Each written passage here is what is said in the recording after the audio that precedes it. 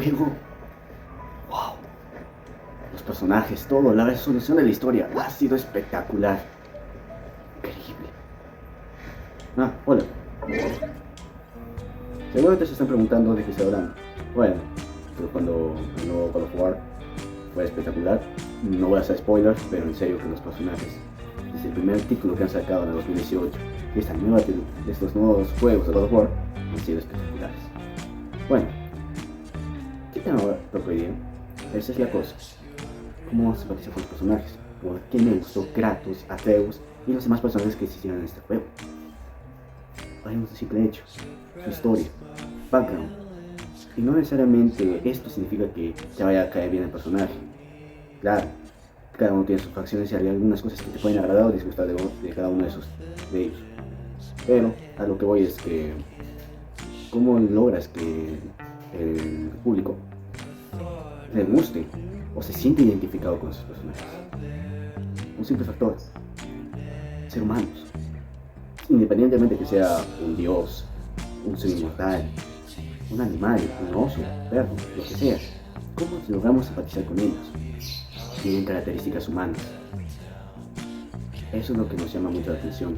En especial si es que esas características nos reflejan una realidad nuestra, tanto sea en respecto del amor, el estudio, vivencias únicas, extraordinarias que no pasan muy habitualmente, pero sí llegan a pasar, más si lo sientes muy personal.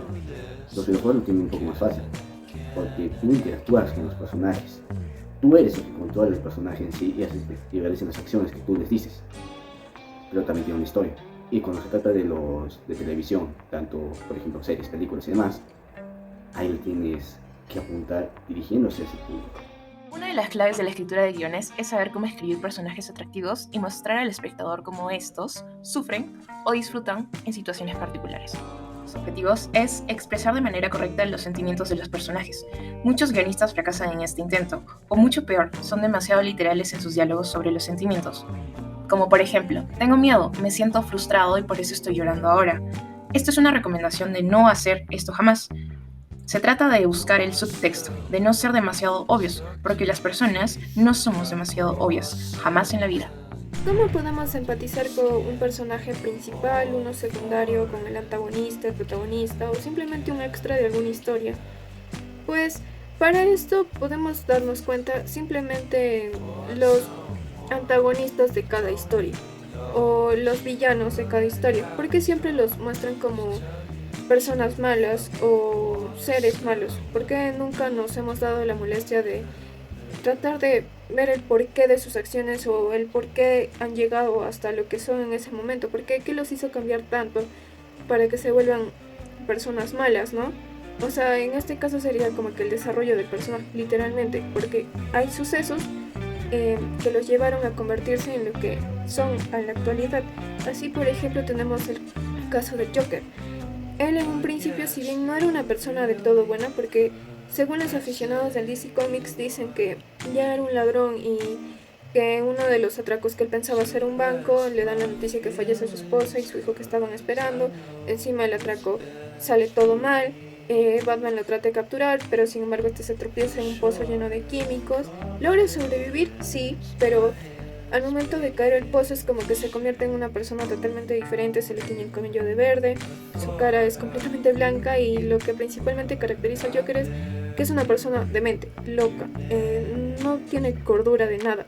Entonces sí, eso lo lleva a convertirse en el asesino, en el maniático que es y que nos presentan las películas, los cómics y esto. Y es lo que realmente sucede con la mayoría de villanos. O sea, siempre suceden cosas antes de que se conviertan en los villanos que nos presentan las películas o las historias. Entonces, nosotros tenemos como que tratar de entender el porqué de sus acciones actuales, obviamente sin justificar las atrocidades que cometen en la actualidad, o por qué, digamos, Batman es el superhéroe que todo el mundo conoce, que salva a las personas, salva a la ciudad, ¿qué lo llevó realmente a convertirse en eso? O en cualquier otro superhéroe. O no sé, ¿qué lo lleva a un médico a convertirse en un médico? Obviamente hay cosas antes de eso. Y es con lo que tenemos que empatizar.